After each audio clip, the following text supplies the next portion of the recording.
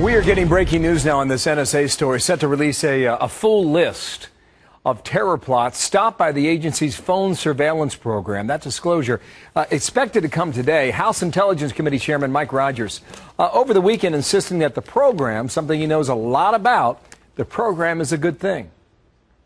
It is absolutely overseen by the legislature, the judicial branch, and the executive branch. Has lots of protections built in.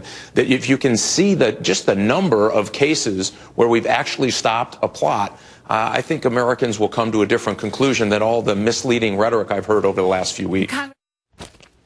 Peter Brooks, a former CIA officer and a senior fellow at the Heritage Foundation. Peter, how are you? Good morning to you.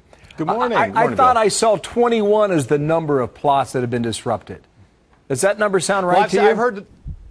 I've heard dozens, so that might just about fall into dozens, 2 dozen, right? And I've also heard that there may be more than 20 countries.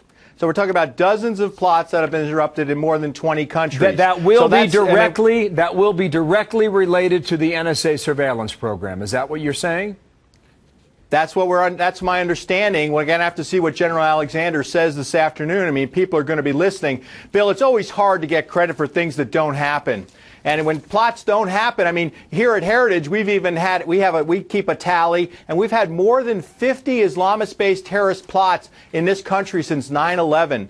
Now, but most people couldn't name those. I couldn't name all 50 either. We remember, Boston Marathon bombing, remember 9/11, Fort Hood, but there's so many others that are stopped, and we don't want to throw away a program that perhaps is preventing those other 47 from happening. Well, you wonder, what could replace it that could do a good job still and keep us safe. You mentioned Keith Alexander. He's the NSA director. I've heard everybody speak in very glowing terms about the work this man does, and we're not here to impugn him in any way, but we'll wait when he comes out with his word later today. Here's the problem. Story's been out there for 2 weeks, and we've been told about one plot, just one, right. And that was here in New York City. Well, yeah, fair enough, Bill. That's a very good point. We have to be careful about the exposure of intelligence sources and methods. I mean, this thing came out by an individual who, cloaks himself in the garb of a whistleblower, but I look at it very differently. He's exposed a very sensitive intelligence operation. We don't know what information we've now missed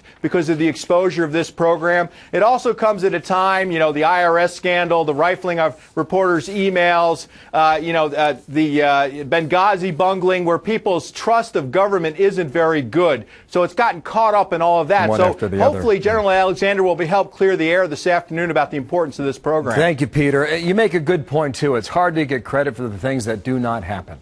We'll remember that, That's too. Right. Thank you. Peter Brooks there in Washington. Absolutely.